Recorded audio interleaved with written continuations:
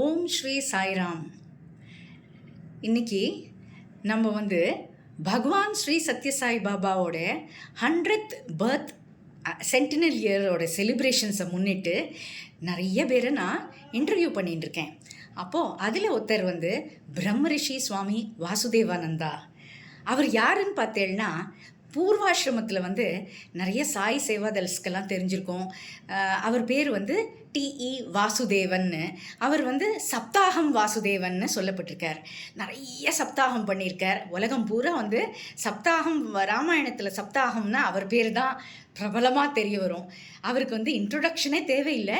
இருந்தாலும் அவர் சுவாமியை ஒரு 55 வருஷமாக அவருக்கு சுவாமியை தெரியும். ஸோ சுவாமியை தெரியும் அப்படின்னா அவருக்கு எப்படி முதல்ல அவர் சுவாமியை பார்த்தார் அப்படின்னு நம்மளுக்கெல்லாம் தெரிஞ்சுக்கணும் அப்படின்னு ஆவலாக நிறைய பேர் இருக்கும். அப்படிங்கும்போது நம்ம கேட்கலாம் அவரை. முதல்ல பிரம்மரிஷி சுவாமிஜி, உங்களுக்கு சத்யசாய் பாபாவை நீங்கள் எப்போ பார்த்தேள், அதுலேருந்து ஆரம்பிங்கோ. அண்ட் இது கண்டிப்பாக ரொம்ப சுவாரஸ்யமாக இருக்கும் அப்படின்னு நாங்கள் எல்லாம் நம்புகிறோம். ஜெய் சாய்ராம். மாலினி கல்யாணம் அவங்களுக்கு ரொம்ப தேங்க்ஸு. என்னை கூப்பிட்டு என்னை கௌரவிச்சு இதை இங்கே என்னை முதல் இதுவாக சாமியோட சென்டினரி செலிப்ரேஷனில் எடுத்ததுக்கு ரொம்ப ரொம்ப சந்தோஷமாக இருக்குது, பெருமையாகவும் இருக்குது. அவங்க நீங்கள் சொன்ன மாதிரி நிறைய சப்தாகம்லாம் சொல்லியிருக்கேன் எல்லாருக்கும். ஆனால் முதல்ல நான் சாமியை பார்த்தது பெரிய ஒரு சுவாரஸ்யமான நிகழ்ச்சிமா. அது அதாவது இப்போ நினச்சி பார்த்தாலே பிரமிப்பாக இருக்குது. ஆக்சுவலி சொன்னால் 1963 வருஷம். அப்போ நான் ராமகிருஷ்ணா சைதாப்பேட்டை கார்ப்பரேஷன் ஸ்கூலில் 9th கிளாஸ் படிச்சுட்டு இருக்கேன். அப்போது நாங்கள் கிரிக்கெட் விளையாடிட்டு இருக்கோம். அப்படியே எனக்கு ஃபுட்பால் மேட்ச் வேறு இருக்குது. அன்றைக்கி ஹவுஸ் மேட்ச் நடந்துட்டுருக்கு. அந்த ஹவுஸ் மேட்ச் நடந்துட்டு இருக்கும்போது எனக்கு ஃபுட்பால் கேப்டன் நான் வேறு. அப்போது இந்த சிஸ்ஸர்ஸ் கிக்குன்னு ஒன்று இருக்குது. அது பண்ணும்போது என்னுடைய டோவில் அந்த நகம் பிஞ்சு ரத்தம் வந்தது. அப்போ எனக்கு எனக்கு எங்கள் சைடில் இருக்கிற பிடி மாஸ்டர் இருக்கார் இல்லையா, அவர் நான் ரொம்ப திட்டினார். நீ மேட்ச்சுக்கு முன்னாடி அடிபட்டிப்பேன், நீ தான் அதை மோட்டிவேட் பண்ணணும், எங்கேயும் போயிடாத, இங்கேயே உட்காந்து நம்ம பீப்புளுக்கு மோட்டிவேட் பண்ண, அப்போ தான் நம்ம ஜெயிக்கணும். ஏன்னா அந்த பிடி மாஸ்டரும் க்ரீன் ஹவுஸ் அந்த மாதிரி, அதனால அவரே வாஸ் வெரி இன்ட்ரெஸ்டட். சரி சார், நான் எங்கேயும் போகல அப்படின்னு சொல்லிட்டு அந்த லேபு பக்கத்தில் கிரவுண்டு இப்போ கூட இருக்குது. அது மாதிரி அந்த லேபில் நான் உட்காந்துட்டுருக்கேன். கூட என் கூட சம் ஃப்ரெண்ட்ஸ் எல்லாம் உட்காந்துருக்காங்க. எல்லாருக்கும் மனசு வருத்தம், ஏன்னா கேப்டன் ப்ளஸ் நான் பிளேயிங் கேப்டன் உட்காந்து தான் இருக்கணும் அந்த மாதிரி சமயத்தில். அப்போது மேட்ச் ஆரம்பிச்சுடுத்து, எல்லாருக்கும் ஊக்கம் கொடுத்தேன், எல்லாம் கை தட்டினேன், எல்லாம் ஜாலியாக விளையாடிட்டு இருக்காங்க. அந்த சமயத்தில் அந்த லேபில் ஒரு பள்ளி கிக் கிக் கிக் கிக் கிக்னு 3 தடவை கத்திட்டு. எங்கள் அம்மா சின்ன வயசில் சொல்லியிருக்கா, பள்ளி கத்தினா இந்த நடு விரலை தரையில் தட்டி கிருஷ்ணா கிருஷ்ணா கிருஷ்ணா அப்படின்னு 3 தடவை பண்ணால் அதுக்கு ஒருவேளை சாபம் மாதிரி இருந்தால் கூட அது உனக்கு நல்லதே பண்ணும் அப்படின்னு சொன்னான். ஸோ இது கத்தின உடனே எனக்கு என் அம்மா ஞாபகம் வந்தது. உடனே நான் 3 தடவை கிருஷ்ணா கிருஷ்ணா கிருஷ்ணான்னு பண்ணேன். அப்போது ஒரு 2 நிமிஷம் கூட இருக்காது, செகண்ட் டைம் கத்திட்டு திருப்பியும் கிருஷ்ணா கிருஷ்ணா கிருஷ்ணான்னு பண்ணேன். 3ஆவது தடவை கத்திட்டு திருப்பியும் கிருஷ்ணா கிருஷ்ணா பண்ணும்போது என் உடம்புக்குள்ளேருந்து உள்ளேருந்து ஒளி ஏதோ ஒன்று கேட்குறது, கோ இம்மீடியட்லி டு யுவர் ஹவுஸ், வீட்டுக்கு ஓடி போ அப்படின்னு கேட்குறது. அப்போ யாரும் பார்க்காத சமயத்தில் அந்த நொண்டி காரோட என்ன ஓட முடியல, அடிபட்டுருக்கு இல்லையா, அப்படி நொண்டி பக்கத்துலேயே தான் வீடு இருந்தது. அந்த ஸ்கூல் பக்கத்துலேயே தான்.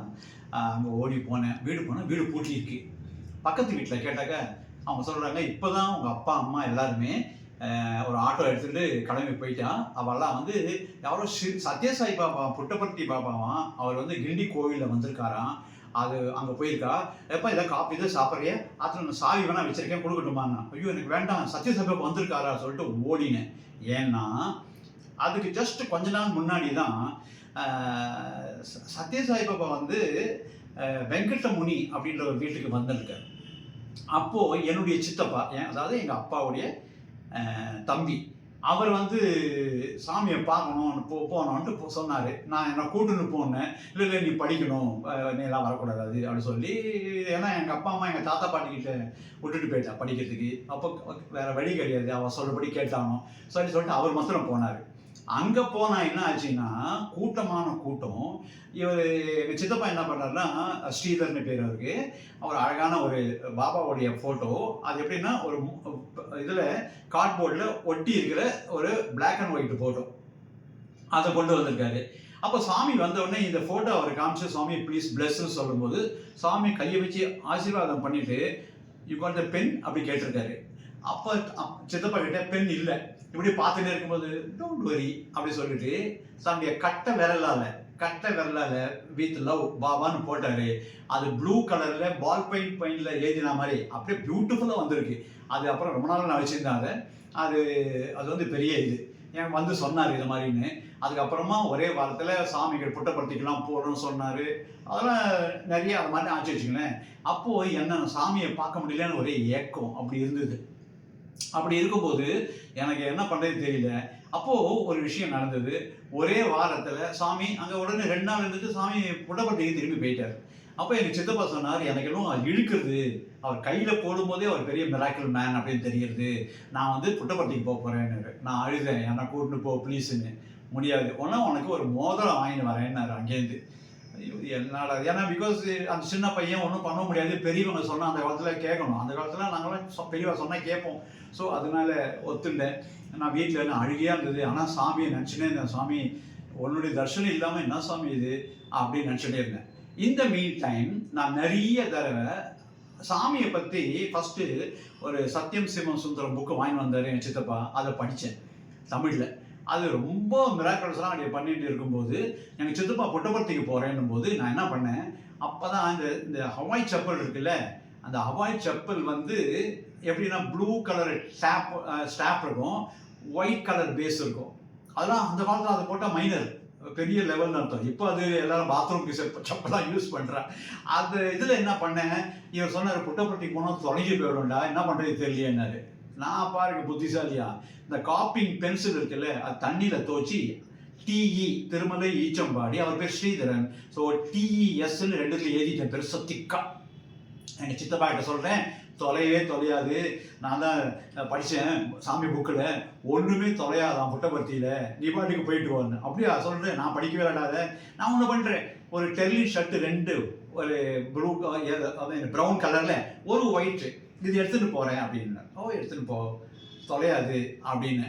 இது அப்போல்லாம் இந்த மாதிரி டெவலப்மெண்ட்லாம் கிடையாது புட்டபர்த்தியில். பாத்ரூம் போடணுன்னா கூட சித்திராவதிக்கு தான் எல்லோரும் போயாகணும், நேச்சர்ஸ் காலுக்கெல்லாம்.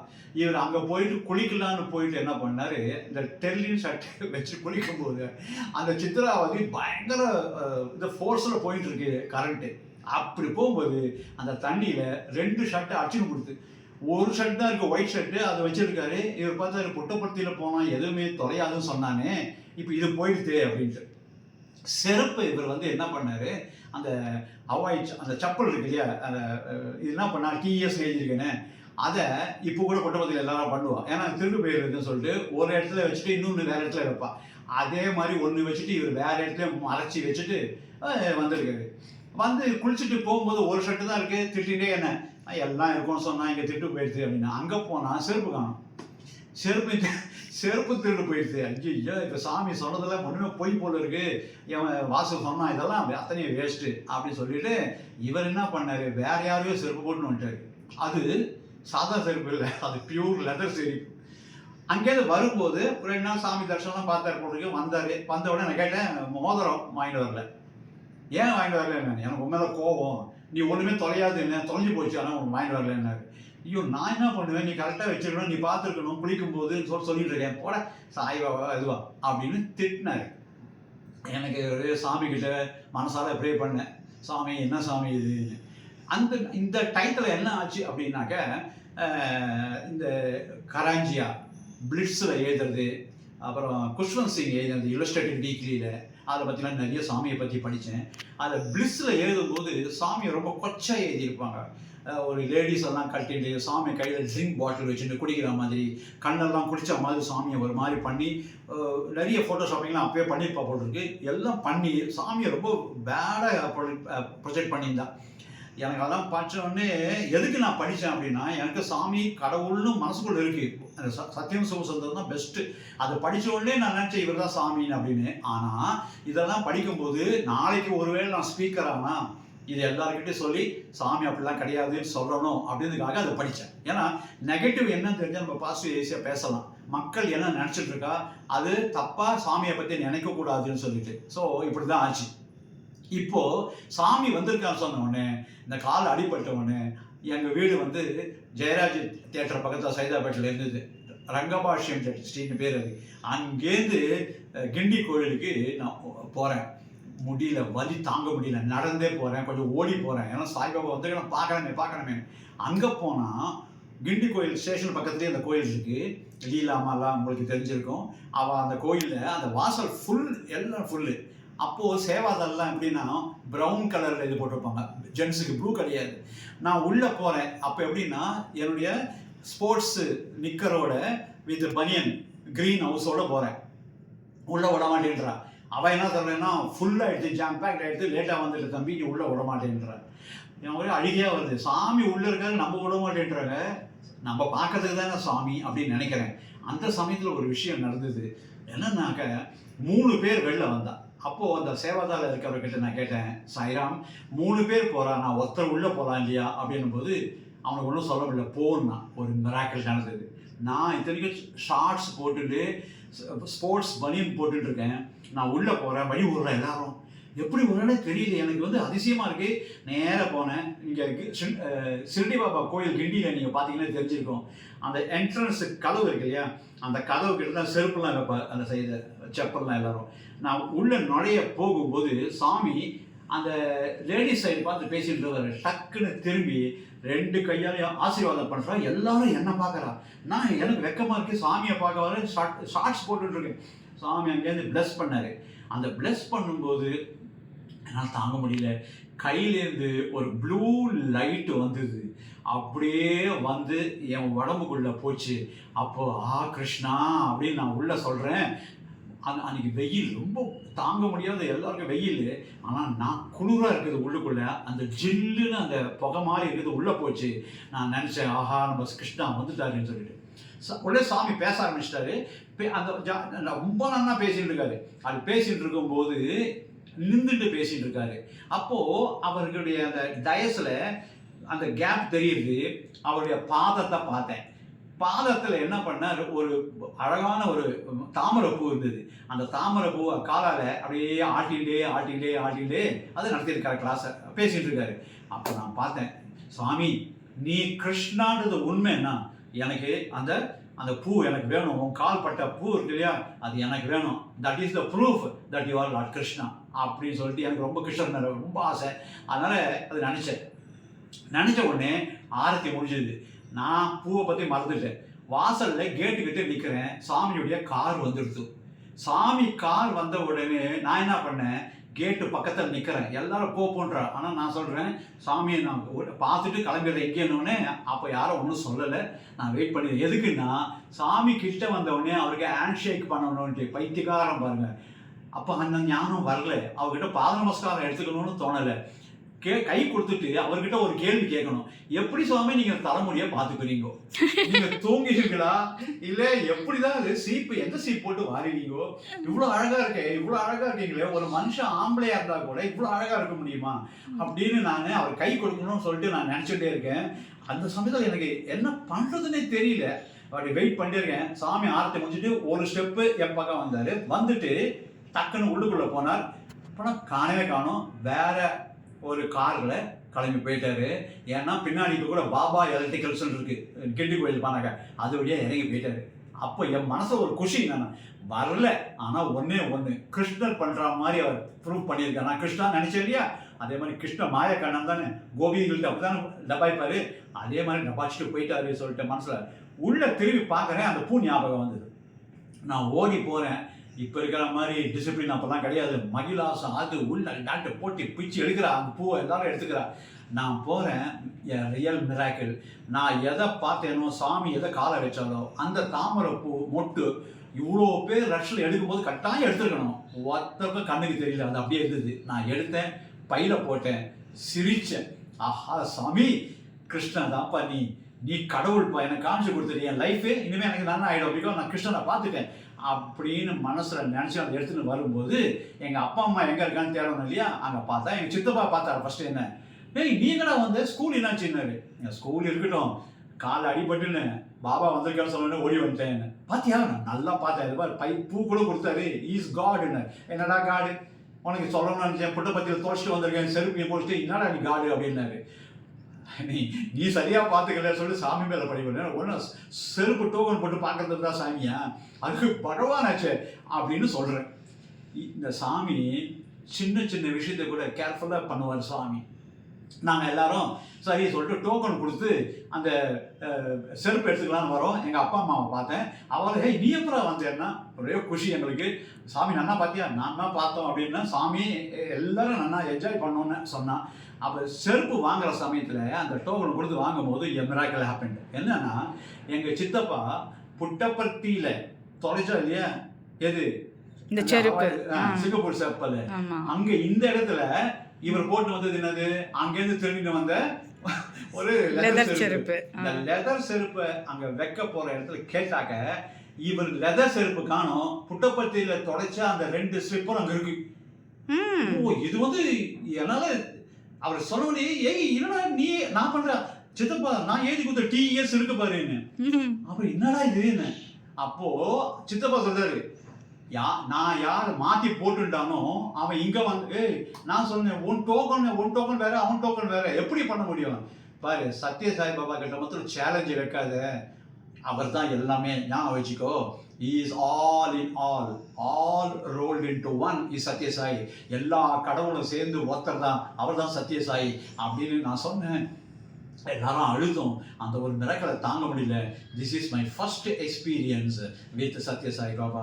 அன்றைக்கி பார்த்தது தான் இது வந்து 1963 கில்டி கோவிலில் நான் சாமியை ஃபஸ்ட்டு பார்த்தேன். அப்போவே எனக்கு புரிஞ்சிடுது, is my Krishna, I got my Krishna. Super, கேட்குறதுக்கே ரொம்ப நல்லா இருக்கு. அண்ட் மேலும் மேலும் உங்களை அடுத்த கேள்வியும் கேட்கணும்னு இருக்கேன். கேட்கலாமா? கேளுங்கம்மா. ஓகே. பிரம்மரிஷி சுவாமிஜி, நாங்கள் கேள்விப்பட்டிருக்கோம் நீங்கள் வந்து பகவான் சத்ய சாய் பாபாவுக்கு அஃபிஷியல் ஸ்பீக்கராக இருந்திருக்கேன்னு. அப்போது அப்படிங்கும்போது சுவாமியோடைய அனுகிரகம் அதில் அதை பற்றி எங்களுக்கு கொஞ்சம் விளக்கமாக சொல்ல முடியுமா? சொல்கிறோம்மா. அதுவும் ரொம்ப சுவாரஸ்யமான ஒரு விஷயம். நான் ஐசோஸ் சமிதியில் ஸ்பிரிச்சுவல் கோஆர்டினேட்டராக இருந்தேன். அதுக்கப்புறமா நான் வந்து கன்வீனராகவும் ஆனேன். அப்போது ஸ்டடி சர்க்கிள் எல்லாமே நான் தான் எடுப்பேன். ஸ்பிரிச்சுவல் கோஆர்டினேட்டராக இருக்கும்போது பஜனை முடிஞ்ச உடனே பேசுறது ஃபுல்லாக நான் பேசுவேன். அது விளக்கம் கொடுத்து ஒரு கதையும் சொல்லுவேன். அப்படிலாம் இருந்தது. அப்போது என்னை வந்து அஃபிஷியல் ஸ்பீக்கராக தேர்ந்தெடுத்தாங்க சுந்தரத்தில். அதுக்கப்புறமா எனக்கு சப்தாகம் சொல்லணுன்றதுக்காக எப்படி நடந்ததுன்றது ஒரு பெரிய பெரிய மிராக்கிள். அதுதான் என்னுடைய லைஃப்லேயே ஒரு பெரிய டேர்னிங் பாயிண்ட்டு. அது என்ன ஆச்சுன்னா, நான் வந்து சண்டே அப்படின்னாக்க கட்டாயமாக நான் சுந்தரத்துக்கு போவேன். அந்த பஜனுக்கு அதுக்கு ஈக்குவல் கிடையாது. எங்கேயுமே அந்த மாதிரி பார்த்ததில்லை. அவ்வளோ அழகாக I am talking about those days. அவ்வளோ அழகாக பாடுவாங்க. அது எல்லா சிங்கருமே வந்து ரொம்ப டிவோட்டடாக இருப்பாங்க, ரொம்ப அன்பாகவும் இருப்பாங்க. அவங்க அந்த பாட்டு கேட்டுட்டு வரும்போது இந்த சுத்த சத்தம்ன்ற ஸ்டேட்டுக்கு போயிடுவோம். அவ்வளோ பிளிஸ்ஃபுல்லாக இருக்கும். மனசில் எத்தனை கஷ்டங்கள் இருந்தாலும் எல்லாம் நிவர்த்தி ஆகிற மாதிரி ஒரு ஃபீலிங் கிடைக்கும். அவ்வளோ அழகாக இருக்கும் அந்த பஜனை. நான் மிஸ் பண்ணவே மாட்டேன். அப்போது அன்றைக்கி நான் ஒரு நாள் பண்ணிட்டு இருக்கும்போது பார்க்கும்போது நம்ம ஸ்டேட் பிரசிடெண்ட் அங்கே இருக்கும்போது அவர் என்ன பண்ணால் கொஞ்சம் ஒரு மாதிரி டல்லாக இருந்த மாதிரி இருந்தது. ரமணி அங்கிள் வந்து என்கிட்ட ரொம்ப ரொம்ப ரொம்ப நல்லா பேசுவார். அப்போ நான் பேசியிருக்கும்போது நான் கேட்டேன், என்ன சுவாமி என்ன இருக்குது, ரொம்ப இதுவாக இருக்கீங்களேன்னு. இந்த பஜனை முடிஞ்ச உடனே சாந்தி வேதிகான்னு அந்த இடத்துல தான் பேசுவோம். அப்போ ஏதாவது அடுத்த வாரம் எத்தனை ஸ்பீச் இருக்குது அதெல்லாம் நான் சொல்லுவேன். அது சொல்லும்போது இப்போ என்ன ஆச்சுன்னா, சாமியை பற்றி பேசுகிறதுக்கு என்ன பண்ணணுன்னு அப்படி சொன்னார். அப்போது டவுட்டாக இருக்குது ஒரு மாதிரி. ஏன்னா சாமி கூப்பிட்டு கேட்டாராம், என்னுடைய 80வது பர்த்டேக்கு நீ என்ன பண்ண போகிறேன்னு அவரை புட்டபர்த்தியில். அப்போ இவர் சொன்னாராம், 80 பஜனை, 80 கல்யாணம், 80 குழந்தைங்களுக்கு பூணூல் போடுறது, அப்புறம் 80 அந்த ரொட்டேஷன் வச்சு பஜனை நடத்துறது, அதெல்லாம் பண்ண போகிறோம் அப்படின்னு சொன்ன உடனே அப்போ சாமி அவர்கிட்ட சொன்னாராம், 80வது பர்த்டே சாமிக்கு இவ்வளவு தானா அப்படின்னு கேட்டிருக்காரு. உடனே அவர் வந்து உடனே அடுத்தது கேட்டாங்களா, இல்லை சுவாமி நான் என்ன பண்ணணும் சொல்லுங்கள் நான் பண்ணுறேன் அப்படின்போது, என்ன பண்ணணுமா, பாகவதத்தை சொல்ல சொல்லி யாரையாவது அப்படின்னு சொல்லியிருக்காரு. பாகவதம்னா கிருஷ்ணனுடைய லீலைகளை. ஸோ சரி சுவாமி நான் சொல்கிறேன் அப்படின்னு சொல்லிட்டு அப்போ சொன்னாராம் சுவாமி, தமிழில் சொல்ல சொல்லு அப்படி சொல்லிட்டு இவருக்கு அமைச்சிருக்காரு. ஸோ அங்கிள் வந்து யாரை சொல்ல சொல்கிறது தெரியலையே அப்படின்னு யோசனை பண்ணிட்டு இருக்காரு. ஏன்னா இது பப்ளிக்காக வேற போகிறது. 80 வயசுக்கு அப்புறம் சுவாமி இது பப்ளிக்கு. முன்னெல்லாம் என்னை பற்றி பேசாதே என் வேல்யூ பற்றி பேசுன்னு சொல்லுவார் சுவாமி. இப்போது என்னை பற்றி பேசு அப்படின்னு சொல்லியிருக்காரு. பாகவதம், சத்யசாயி பாகவதம், அவ்வளோதான். உடனே நான் அங்கிள் கிட்ட சொன்னேன், அவ்வளவு தானே, சத்யசாயி பாகவதம்னா என்ன, பகவானுடைய லீலைகள். நான் அவர் மிராக்களை பற்றி தான் எல்லா சமயத்துலேயும் எல்லா ஆனிவர்சரிலையும் போய் பேசிகிட்டு இருக்கேன், நான் அதே பேசுகிறேன், நீங்கள் கவலைப்படாது. அப்போ அவர் சொன்னார், விளையாடாத, இது பப்ளிக்கு, நீ ரொம்ப அடித்து சத்யசாயி பாபா தான் கடவுள்னு பேசினா தகராறு இருக்கிற ஆகிட போகிறது, அப்படிலாம் பண்ணக்கூடாது. நான் சொன்னேன், சாமி தகராறு எதுக்கு பண்ண போகிறாரு, சாமி அழகாக இல்லைப்பா பப்ளிக்கு கேர்ஃபுல்லாக இரு, I am more concern about you அப்படின்னு என் மேலே ஒரு அக்கறையோடு தான் சொன்னார். உடனே நான் சொன்னேன், வேறு என்ன பண்ணலான்னு. இல்லை வேறு யாராவது சொல்லு அப்படின்னு. அப்போது ஜெயராம சர்மான்னு சொல்லிட்டு சுவாமி இன்டர்வியூ கொடுத்துருக்காரு. அவர் நிறைய பிரவச்சனம்லாம் பண்ணுவார். அவர் எனக்கு தெரியும்னு சொல்லிட்டு நான் ஃபோன் பண்ணும்போது அவருடைய செக்ரட்டரி எடுத்தார். இது மாதிரி சப்தாகம் பகவான் பாபாவுடைய லீலைகளை பேசணும் 7 நாளைக்கு, அது மாதிரி பண்ண முடியுமா அப்படின்னும் போது அந்த செக்ரட்டரி சொன்னார், ஜெயராம சர்மா உடம்பு சரியில்லாமல் இருக்கார், படுத்துட்டு இருக்கார். அவர் சொல்கிறார், நீங்கள் சத்யசாயி ஆர்கனைசேஷனில் ஃப்ரீயாக தான் பண்ணணும், பட் எனக்கு ஜீவனமே அதில் தான், அதனால் ஒரு நாள் வேணால் பேசுகிறேன், ஆனால் 7 நாள் பேசுறதுலாம் முடியாது, அதுக்கு செலவாகும் அப்படின்னு. அந்த காலத்துலேயே அவர் கேட்டது 1 lakh தர முடியுமான்னு கேட்டார். இதை நான் எப்படி ரமணீய சார்கிட்ட சொல்கிறதுன்னு தெரியல. சார் அவர் பைசா கேட்குறாரு, நான் ஃப்ரீயாக பண்ணுறேன் சார், நான் ஊராக போய் நான் ஃப்ரீயாக பண்ணுறேன் சார் அப்படின்னு சொன்னோன்னே, விளையாடாதப்பா போ அப்படின்ட்டார்.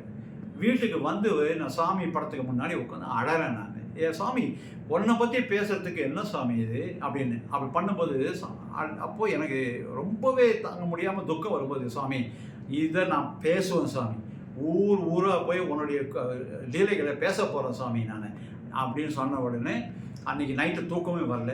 காலங்காத்தால் எழுந்தவுடனே என்னுடைய ஒய்ஃப் அருணான்னு அவங்ககிட்ட நான் சொன்னேன், நான் மாடிக்கு போகிறேன், யாரை டிஸ்டர்ப் பண்ணாத. அவருடைய புக்கு, ஒரு பஜனாவளி புக்கு, அப்புறம் ஒரு பேடு, ஒயிட் பேப்பர், பென்னு, கடிகாரமும் எடுத்துகிட்டு போயிருந்தேன். ஏன்னா டைம் பார்க்கணும் எவ்வளோ நேரம் சொல்லிட்டு. நான் மாடிக்கு போனேன், இருட்டு 4 மணிக்கு, அவ்வளோ வெளிச்சம் வரல. அப்படி உட்காந்துட்டு இருக்கும்போது சாமி வந்து காதில், என் ரைட்டு காதில் அப்போல்லாம் பேசுவார். அதுனா கிளியர் ஆடியன்ஸும் சொல்லுவார் இல்லையா, அந்த மாதிரி காதில் பேசுவார், இந்த ரைட் காதில் பேசுவார்.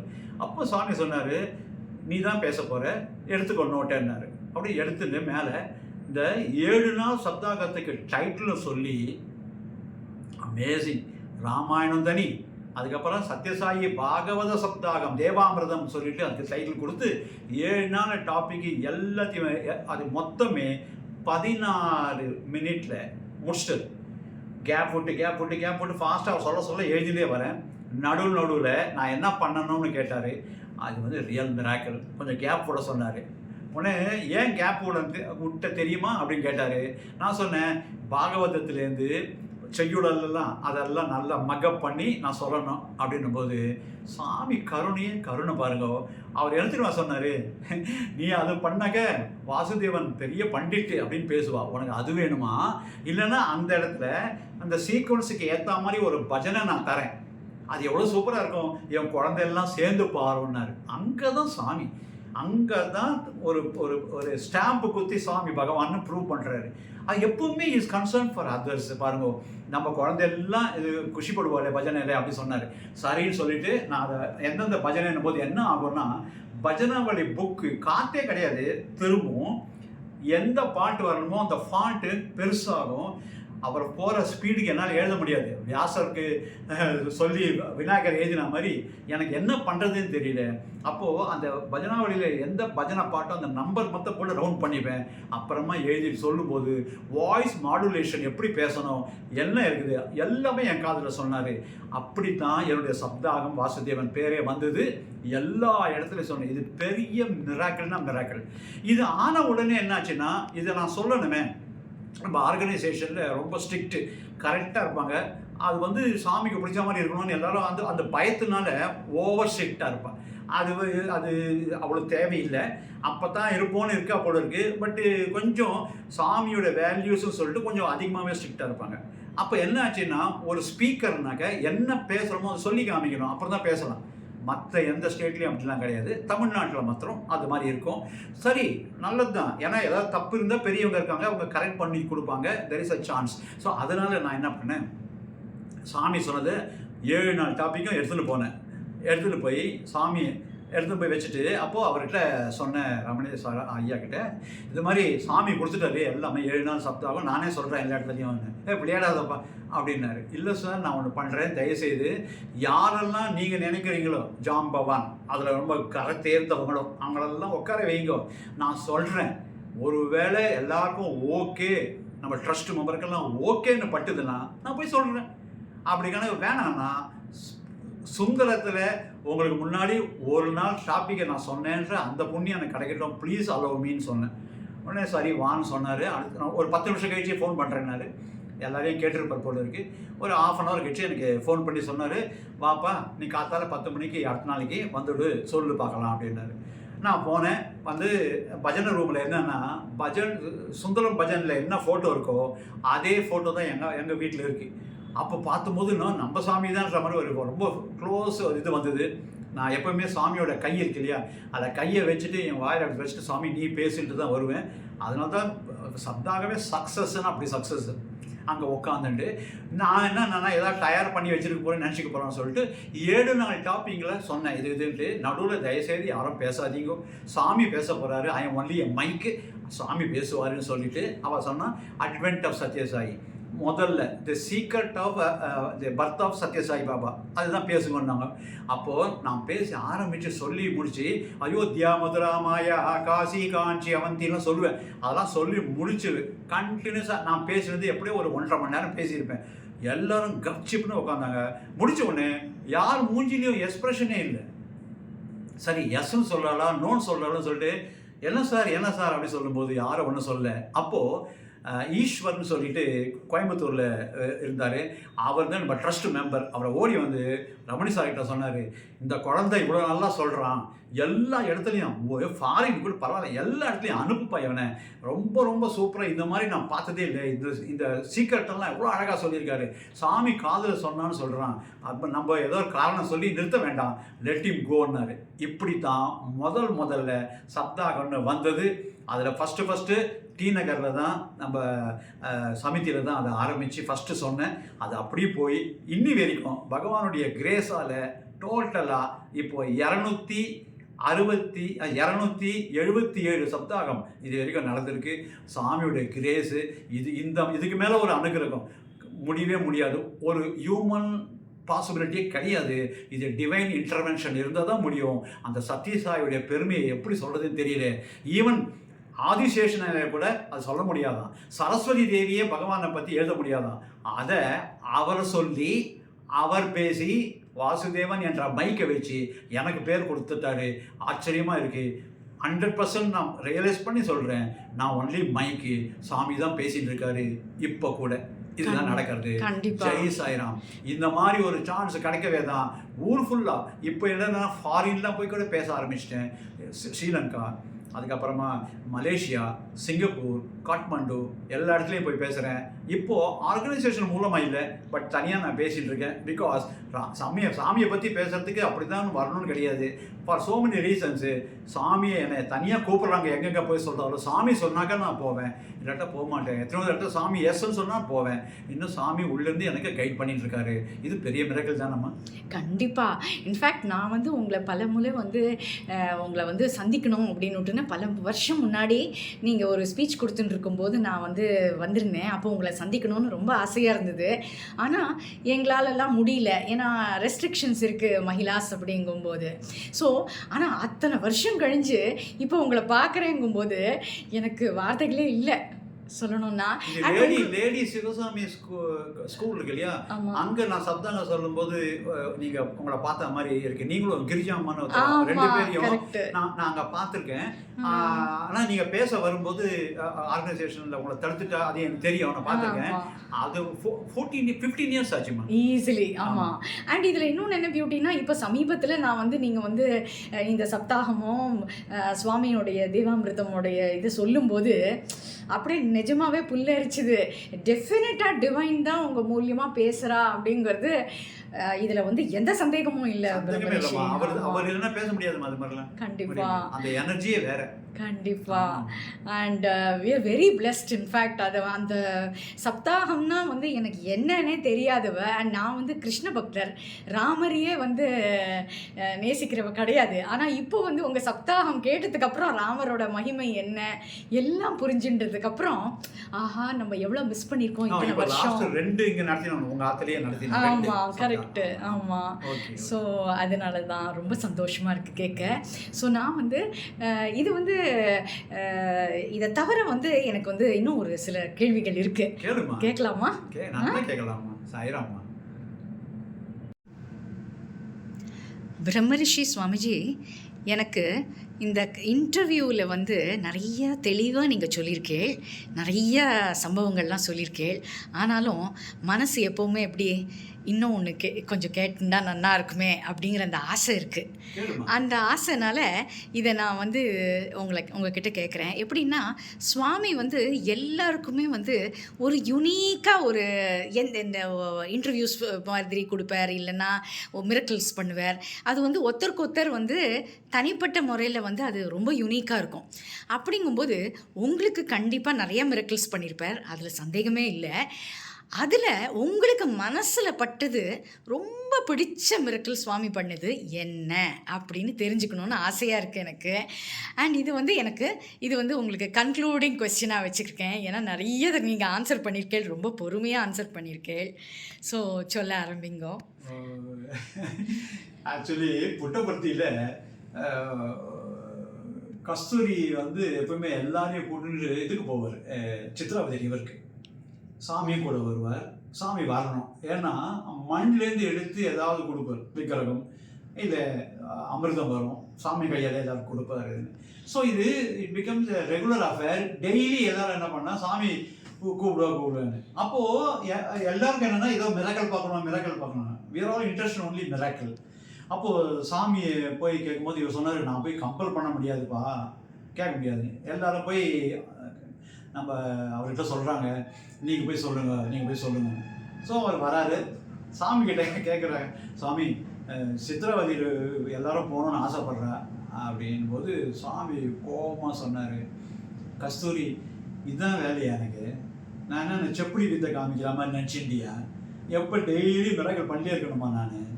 ஏன்பா ஒரு சைக்கிள் இருக்குல்ல, டியூப்பு, அதில் ஒரு சின்ன ஓட்டை என்ன பஞ்சர்ன்றாங்க, வண்டி ஓட மாட்டேங்குதுப்பா. ஆனால் 9 ஓட்டையை வச்சுட்டு உள்ளுக்குள்ள ஆத்மா உட்காந்துருக்கு, அது என்னைக்காவது போக முடியாது, அது எவ்வளோ பெரிய மிராக்கிள் அது அப்படின்னு போய் சொல்லுவேன் எல்லார்கிட்டையும். அப்படி சொல்லிட்டு ஆனால் வந்தாரு, அது வேற. ஆனால் அப்படி சொன்னாராம். அப்போ நம்ம எவ்ரிபடி இஸ் எ மிராக்கிள்.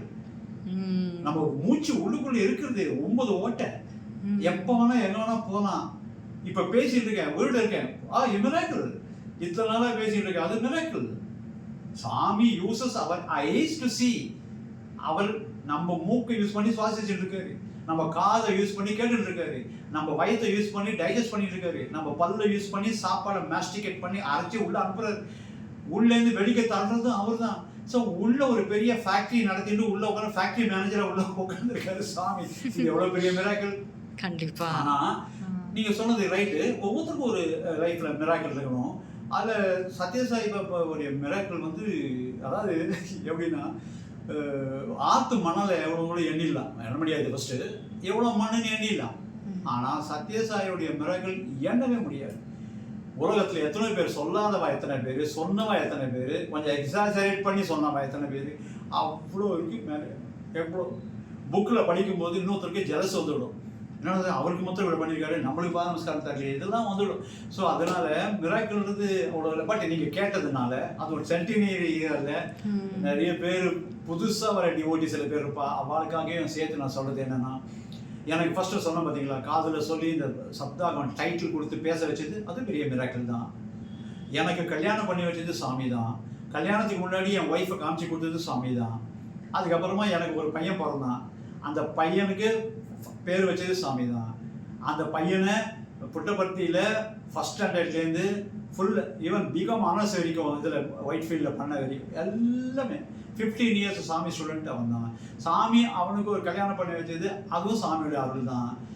எல்லாமே சாமி இல்லாமல் ஒன்றுமே கிடையாதுமா. அவ்வளோ எக்கச்சக்கம் பண்ணியிருக்காரு. ஃபஸ்ட்டு என்ன ஃபஸ்ட்டு தர்ஷனை பார்த்தேன் சிறுடி கோவிலில், கிண்டி கோவிலில், அதுவும் ஒரு பெரிய மிராக்கல் தான். அதில் ரொம்ப பெரிய, அதாவது மறக்க முடியாது சொன்னது என்ன அப்படின்னா, ஆரம்பத்தில் யாருமே சப்போர்ட் பண்ணல. எனக்கு வந்து ஸ்பீக்கராக சொல்லி ஆர்கனைசேஷனில் எல்லா தடை பண்ணாமல் அமிச்சலை, அதே ஒரு பெரிய மிராக்கல் தான். அதுக்கப்புறமா என்னை ஆரம்பிச்சும் போது நம்ம செலவு பண்ணணும். நான் செலவு பண்ணனா என்ன பண்ணணும் அப்படின்னா, வீட்டில் நீங்கள் சொன்ன ஆச்சரியப்படுவேல், அந்த தியானம் பண்ண போவேன் காத்தால. அப்படி பண்ணும்போது அது உள்ள பைசா அப்போ ஏடிஎம்மில் எடுத்த மாதிரி ஃப்ரெஷ்ஷாக வரும், சுட சுட. அப்போல்லாம் 500 ரூபாய் கிடையாது, எல்லாம் 100 ரூபா தான். அப்படியே வரும். ஒரு 7000 ரூபாய் வந்தால் நான் ஒரு சப்தாகம் சொல்வேன். 14,000 வந்ததுன்னா 2 சப்தாகம். அதே மாதிரி 4 சப்தாகத்துக்கும் வந்திருக்கு. நான் 50 சப்தாகம் பண்ணுற வரைக்கும் ஒவ்வொரு சப்தாகத்துக்கும் சாப்பாடு நான் ஃப்ரீயாக சாப்பிட மாட்டேன், எங்கேயுமே பைசா கொடுத்து தான் சாப்பிடுவேன். நான் இது தண்ணி வைக்கிறான் கூட பபுள் டாப்புக்கு பைசா கொடுத்துட்டு தான் அதை வாங்கிப்பேன். வேறு யாருக்கும் தொந்தரவே பண்ண மாட்டேன், பைசா கொடுத்துட்டு தான் அங்கே சாப்பிடுவேன். ஈவன் பிரசாதமாக இருந்தால் கூட அந்த பைசா கொடுத்துட்டு தான் சாப்பிடுவாங்க. ஸோ அந்த மாதிரி சாமி என்ன அப்படி தான் இருக்க சொன்னார். 50 வரைக்கும் அப்படி இருந்தேன். அதுக்கப்புறமா எனக்கு யாராவது ஸ்பான்சர் பண்ண ஆரம்பித்தார். சாமி சொன்னார், நீ பண்ணது போதும், வெக்கமாக இருக்குது, உன்னை யாரும் கவனிக்க மாட்டேன்றா, நான் உனக்கு பைசா தரேன் அப்படி சொல்லிட்டு யாரோ ஸ்பான்சர் பண்ணுவா, என்னை கூட்டின்னு போவா. மனசே இருக்காது எனக்கு. அங்கே போனால் சாப்பாட்டுக்கும் இன்னொருத்தர் ஸ்பான்சர் பண்ணிவிடுவா. ஆனால் நான் ரொம்ப இன்சிஸ்ட் பண்ணுவேன் கொடுக்கணும்னு சொல்லிட்டு. அப்படி தான் இத்தனை சப்தாகம் நடந்திருக்கு. இதெல்லாம் ஒரு பெரிய மிராக்கிள். அது மட்டும் இல்லை, முதல்ல இந்த 50 சப்தாகம் சொன்னேன்னு அப்போ என்ன ஆகும்னா, எங்கள் வீட்டில் ட்ரிப்ளிகேனில் அரிசி வாங்கி வச்சேன். ஒரு 45 கிலோ போட்டு ஒரு மூட்டை, அதை ஒரு ட்ரம்குள்ளே கொட்டி வச்சுருப்பேன். என்னுடைய ஒய்ஃபு சொல்ல போனால் 11வது பொண்ணு. அவள் ஃபேமிலியில் கடைசி பொண்ணு. அது எல்லாரும் பக்கத்தில் இருக்க வருவா போவா எல்லாருக்கும். நான் யார் வந்தாலும் சாப்பாடு கொடுக்கணும்னு சொல்லியிருக்கேன். சாப்பாடு போடுவேன். எனக்கு திடீர்னு ஒரு நாளைக்கு நான் இக்கிம்பாதம்ஸில் பர்ச்சேஸ் மேனேஜராக இருந்தேன், மவுண்ட் ரோடில். நல்ல சம்பளம், சூப்பராக இருந்தேன். திடீர்னு ஒரு நாள் சாமி என்ன புட்டபர்த்தியில் கூப்பிட்டு அந்த இப்போ இருக்கிற இந்த புக் ஸ்டால் எல்லாமே அடியே தான் கட்டி கொடுத்தது. ரொம்ப கிராண்டாக பண்ணேன். சொல்ல போனால் புட்டபர்த்தியில் ஒரு வீடு இருந்தது, அந்த வீடை விற்றுட்டு நான் சப்தாகம் பண்ணேன். அப்படிலாம் பண்ணேன் ஆரம்பத்தில். இப்போது ஆச்சரியமாக இருக்குது, இதெல்லாம் எனக்கு எப்படி தான் சாமி எனக்கு அலோவ் பண்ணார் தெரியல. நான் அது மாதிரி பண்ணேன். ஸோ சாமி என்கிட்ட ரொம்ப ஆசையாக பேச ஆரம்பிக்கும். சொன்னார், யாரை பற்றியும் கவலைப்படாத, என்னுடைய பீப்புள் உனக்கு ஹெல்ப் பண்ணுவான்னு சொல்லி. அதுக்கப்புறமா கொடுத்தது ஆச்சரியம் என்னென்னா, வீட்டில் டொமேட்டோ 1 கிலோ வாங்குவேன். அது ஒரு 15 டொமேட்டோ இருக்குன்னா அன்றைக்கி ஃபுல்லாக 10 டொமேட்டோ பண்ணிவிட்டு 5 பேலன்ஸ் இருக்கும். அதை சமைச்சு முடிச்சுட்டு என் ஒய்ஃபை திரும்பி வந்து பார்க்கும்போது திரும்பியும் பழைய ஃபுல்லாக 1 kg இருக்கும். சாப்பாடு குறையாது, அரிசி குறையாது. அது மட்டும் இல்லை, எனக்கு சிலிண்டரு 2 கேஸ் சிலிண்டர் கனெக்ஷனு, ஓகேவா.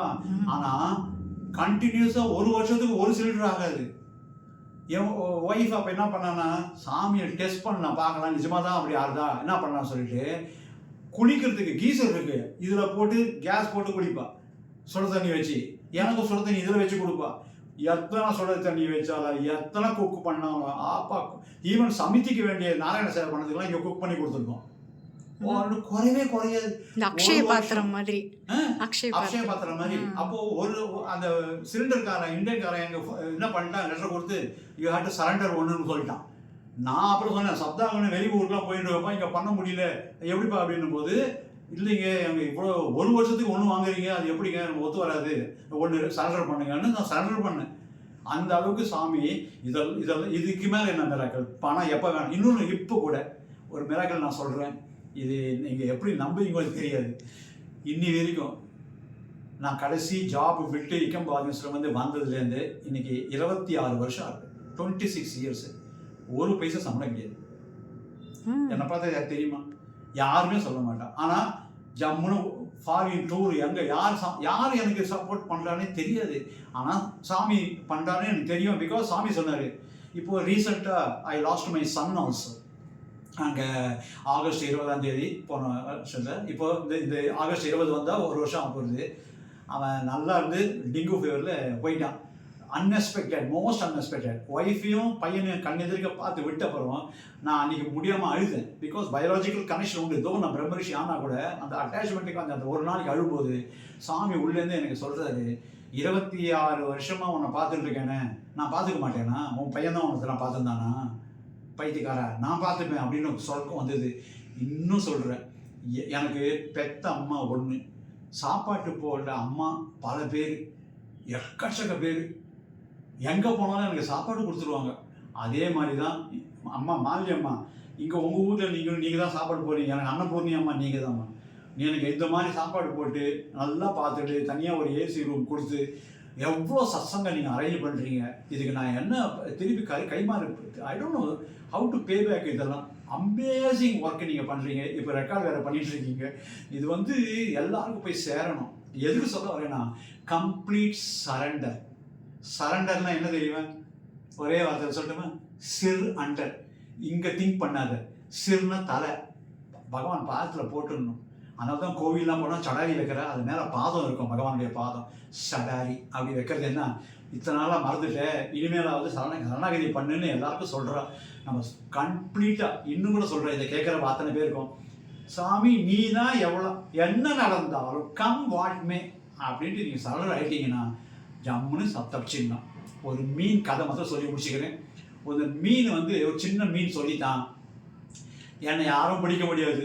அப்போது பெரிய மீன் சொல்லித்தாங்க, ஏய் உங்கள் அப்பா, உங்கள் தாத்தா, உங்கள் அம்மா, உங்கள் ஒய்ஃபு எல்லாம் அப்படி தாண்டா பிடிச்சின்னு போயினான் மீனவன் வந்து, நீ எப்பறம் தைரியமாக சொல்கிற அப்படின்னு வந்து, உங்களுக்கெல்லாம் தைரியமே கிடையாது, உங்களுக்கு புத்தியே கிடையாதுன்னு தாத்தா பாட்டி கிட்ட சொல்லிது. அந்த தாத்தா பாட்டி எப்படியோ தப்பிச்சு வந்திருக்கு இத்தனை நாளா. ஆனால் சொல்லிது நீ ஈஸியாக தப்பிக்கலான்னு. அப்போ தாத்தா சொன்னார், ஏதோ இந்த பையன் இவ்வளோ தைரியமாக சொல்கிறதுனா, கம்மான்னு சொல்லு நீ என்ன பண்ண அப்படின்னு, என்ன பண்ண சொல்லு நாங்கள் தப்பிக்கிறதுக்குன்னு. அப்போது மீனை டெய்லி காத்தால 10:30 மணிக்கு வரானா அப்படின்னு இந்த குட்டி மீன் கேட்டுது. ஆமாம் 10:30 மணிக்கு வரான்.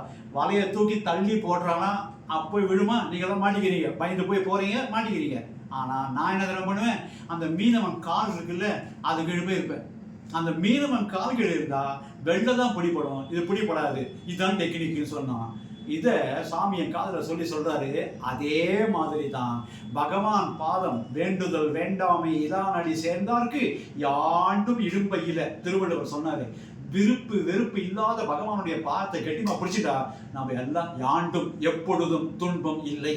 துன்பம் இல்லாமல் இருக்கணும்னா ஒன்று பகவான் காது கெட்டியாக பிடிக்கும். அவர் எட்டி உதைச்சா கூட சாமி உங்கார விடமாட்டேன் அப்படின்னு கெட்டியாக பிடிக்கணும். சிர் அண்டர் இஸ் சரண்டர். இங்கே திங்க் பண்ணாதீங்கோ, இங்கே திங்க் பண்ணிங்கோ, பகவானை கெட்டியாக பிடிங்கோ.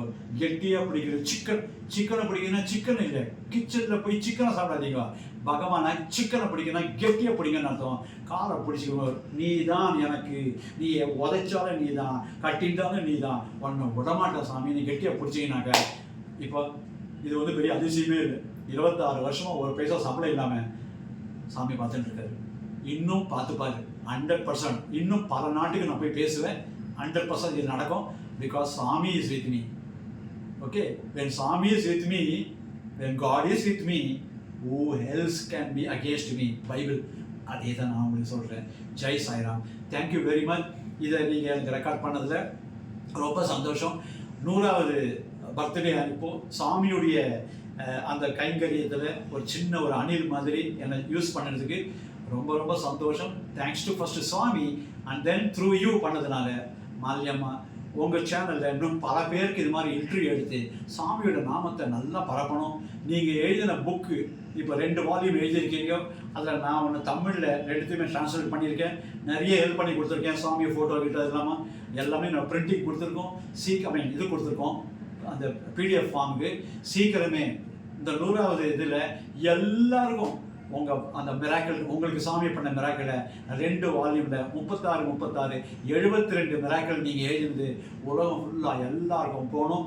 ஆல்ரெடி 6 லாங்குவேஜில் அது வரதா பிளான் பண்ணியிருக்கோம். நம்ம கடவுள் புண்ணியத்தில் எல்லாமே நல்லா நடந்து சாமிக்கு எல்லாரும் தெரிஞ்சுட்டு இன்னும் சாமி நம்ம கூட தான் இருக்காரு. செகண்ட் கம்பிங்கு திருப்பி வருவார். அதை பற்றி கவலையே இல்லை. பிரேமசாயி வந்தானா வராட்டேன் நம்மளுக்கு ஒன்றே ஒன்று தான். பிரேமசாயி வந்தால் கூட என்ன புதுசாக சொல்ல போகிறாரு? சத்யசாய் பாபா சொல்கிறாரு, கிருஷ்ணருக்கு மிஞ்சி நான் ஏதோ சொல்லணுமா? அவர் சொன்னது தான் பகவத்கீதையில் சொன்னதை பண்ணால் பார்த்தோம். எதா யதாகி தர்மஸ்த கிளானிர் பவதி பாரத. அப்படிதான் எப்பெல்லாம் இது கெடுதல் நடக்கிறதோ, எப்பெல்லாம் தர்மம் கடைபிடித்தல் நலிஞ்சு போகிறதோ அப்பெல்லாம் நான் அவதாரம் சொல்லியிருக்காரு. அப்போ கட்டாயம் வரும். சரிங்களா? தர்மத்தை கடைப்பிடிப்போம். ஆனால் தர்மத்தை கடைப்பிடிச்சா சாமி வர மாட்டாரு, நீங்களே சாமி ஆயிடலாம். Everybody is God, you are God. சாமி சொன்னதை நம்புகோ, I am God, so are you. அதுக்குன்னு தங்கு சக்கரத்தோட விபூதி வர வைக்கிறது கிடையாது, அது ஸ்கில்லு. ஆனால் எல்லாருமே டிவைன் நினச்சி பாருங்க, உலகத்தை சண்டையே வராது, சச்சரவே வராது. ஹஸ்பண்ட் ஒய்ஃபு குழந்தை எல்லாம் ஒத்துமையாக இருப்பாங்க. இந்த 100வது பர்த்டே நம்ம எல்லாரும் சத்தியம் பண்ணிக்கணும் சாமி முன்னாடி. சாமி இப்போலேயும் சொல்கிறேன், சாமி நீங்கள் தான் கடவுள், உங்களை தவிர வேறு கடவுளே கிடையாது அப்படின்னு. நான் தான் பிரம்மன், பிகாஸ் நீங்கள் சொன்னதுனால. நான் பிரம்மன் சொல்லி கொம்பு முடைக்கல, ஆனால் நீங்கள் சொன்னீங்க I am God, so are you. நான் நம்புகிறேன் சாமின்னு சொல்லிட்டு எல்லாரும் காடை நினச்சி பார்த்தீங்கன்னா தப்பே தோணாது, கெட்டதே நடக்காது, எல்லாம் பாசிட்டிவாக நடக்கும். உலகம் செழிக்கும், உலகம் பூமி மாதா குளிர்வா, ஹாப்பியாக நடக்கும். ஜெய் பாரத் மாதா கி ஜெய், சத்யசாய் பாபாஜி கி ஜெய்.